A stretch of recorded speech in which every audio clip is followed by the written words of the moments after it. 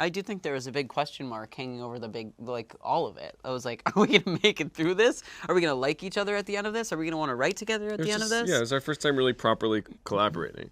And I got to say, We did it went good. well.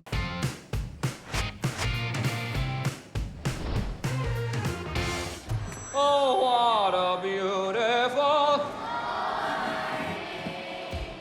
I mean, I think we really align on what we find funny and what and what we think is good, and Yeah. our sort of tastes are very similar, which is one of the largest things that made us kind of fall in love in the first place. So I think We were friends for a very long time, and we have very, I think, similar sensibilities. totally, and I think like if anything, that this particular collaboration was just leaning into the things that are the most that we share, that are the most common in between us. Like I think it didn't necessarily require us to dive into like what makes us different or conflicts. It was actually just investing purely in the things that bring us together. Yeah. And I Not think without its like growing pains course, of like of any course. collaboration. You have to like learn how to tell somebody that like you don't think their joke is funny, and like Yeah, you gotta- that's inherently going to hurt somebody's feelings. yeah, you have to learn And so there are ways to like, you know, there are ways that we had to learn to put ego aside put and ego aside and just communicate But as like healthily yeah. as possible. We lose the kids in 90 minutes, and that's not funny. Let's think of something else. Like just being honest with each other. Yeah. And I think it's also helpful that we really picked a very particular reason to collaborate together, and that we both have very separate professional lives as well, and that we both invest in things that are, you know, I don't think we're the sort of partners, which isn't to say that there aren't great partnerships that do this, that want to have everything bleed together and work together constantly. I think we really value having things that are our own and also finding the right things to do together. Yeah. We only have 3 weeks to create a masterpiece. It's on you now. It's up to you. So that's on your shoulders, as well as Joan's well-being and her legacy. All on you. I'd say the overarching experience, you know, as like anxiety inducing every single day was, with like the pressure and everything that was on our shoulders.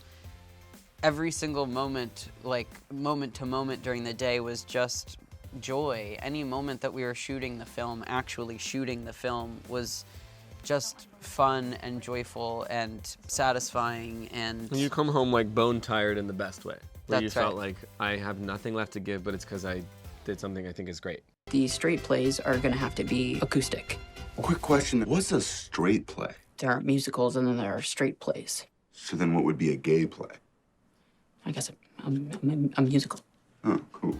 I think it helps that we both were child actors. We've both been doing this for so long that, you know, as like scrappy and hardworking as like we've had to be to get to where we are, we both are like in it for like the long game. And I think we both really cherish like process and the like evolution of something.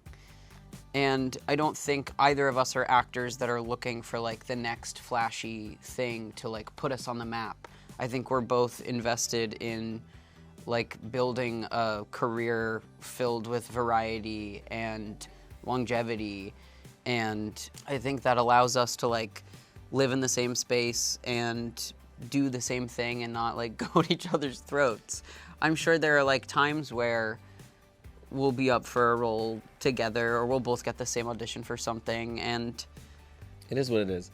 I think that contrary to popular belief, just because we're both like white and gay, we're like actually pretty different. Like, Yeah. yes, we did both play that role, but I think also as I that- think we get older, we become like Yeah. further from the like, you know, anxiety-ridden twink that we played at one point in our That's right, careers. and we're both we both know each other really intimately. So I think we really know not only what makes us different, but like I know when something is for Noah. Like I know when it's something that really makes sense for him and that I want to support. And you know, he's working on his own show that he's writing, a TV show, and it's so spectacular and so his own. And like that's not something I would ever try to do in that way, in the way that he's doing it. And I'm having a pop career as an artist and songwriter, and that's not his you know, can of worms. So like Yeah. I think it's about, like we said, kind of giving each other the space to do our own thing, and then just like enjoying when it overlaps rather than like getting tense when it overlaps. Yeah. The first time I met Ben was, I mean, I had seen his work in Pitch Perfect. And I was very impressed. I'm sorry. But then I first met him in my mom's old apartment on the Upper West Side, and Molly and I had just written our first web series, and we brought Nick on to direct it. And Molly was like, I have a friend named Ben. He's the funniest person I know, and I think he should play our weird roommate. And so I was like, okay, fine. I know that kid. Sure. Never met him, but also felt like a little competitive because like we were both Molly's now, like I was her new gay best friend and Ben was her like childhood gay bestie. And so I was like... We were like 19, 20? Yeah, I was 19 at the time. And I was like ready to like, I just wanted to like look him up and down and like suss him out, you know? See if he was like worthy of like my new friend, who I was like, you know, very much in love with, Molly Gordon. And he showed up on the day and we just asked him to improvise basically. We gave him like a scene and then he just fully danced around the jokes and just like elevated everything and made it that much funnier, and just like what came out of his mouth was much better than what Molly and I had written on the page. And I remember being incredibly jealous and really, really impressed. And from that moment, I had a pretty big talent crush on him. So my first impression was that I was afraid of him. And I... In what way? In like a sexy way? Yeah, you were like cool and Molly's new friend, and like you would like you just don't lie. You just tell the truth. You mean you're like judgmental in a good way. And so I'm discerning. Yeah, and judgmental. And you no, I mean you just I knew you weren't gonna bully me, so I was afraid of that. So I wrote him a note and was like I just feel like this is a long-term friendship. I can like tell that you're gonna be in my life forever, and I worry that if we jump into the romance of it, like it's not the thing, and like I just don't feel like ready for that, and I don't want to ruin it right away. Right. We felt the same thing pretty early on. And he like hated me for a little while, and then like kind of came around to it, and then Yeah, my feelings were hurt. of course, and then Rejection doesn't feel good. no, and then we spent a few years as friends, and like every so often at somebody's birthday or something, we'd have a moment, and then I just basically came to my senses like later on. What's fun about being gay is that everybody gets to eat, you know? Everybody gets an engagement. Mine happened the day before Thanksgiving. So I did it first. Ben did it first. That was decided ahead of pretty time. early. Yeah, he was like, "You should propose to me." I was like, "I was gonna." So I really got him though. He didn't know it was coming. We were supposed to go to dinner with his sister and her girlfriend, and then we were gonna go see a drag queen Christmas, or I forget what it was called, but some drag show we fully had tickets to. It was a great alibi.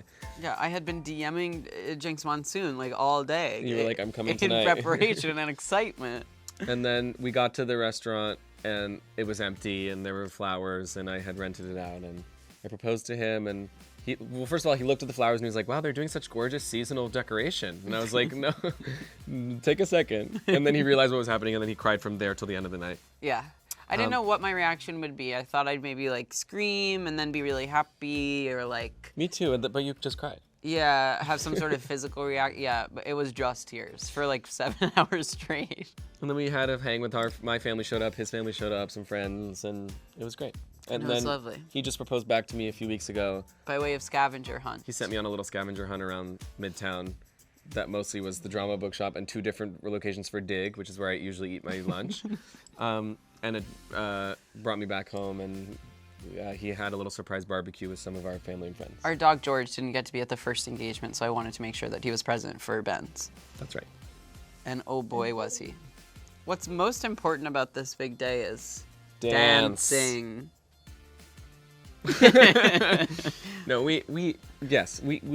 our priority is definitely a dance party. I think that's how we express our joy, and that's how we always have. And Yeah, so we come alive on the dance floor of a wedding. yeah, so our main focus is how to orchestrate the evening so that as little time as possible can be spent doing anything other than dancing. Yes, that's right. Yeah, it's a dance party with Yeah. like a little Judaism at the beginning. Yeah. I'm looking forward to traveling. I'm looking forward to hiking and doing outdoor stuff. I'm looking forward to sitting on the couch and doing nothing. I'm looking forward to raising our child George. I'm looking forward to working together more and also watching each other work separately. And yeah, what about you? Did I cover it? Pretty much. You said all the things. I'm just excited to like like I said, like I say it jokingly, but I really do. I look forward to like growing together and to evolving together and talking to like every single person who is in a successful older relationship. I Yeah, we think, always ask like, what's the secret? yeah, we like to, pick people's brains who have seemed to find the secret sauce. And I'd say generally It's like just keep pivoting and changing. keep changing, keep evolving, and like make sure to evolve together, And I'm excited to continue to do just that. A stubborn Taurus.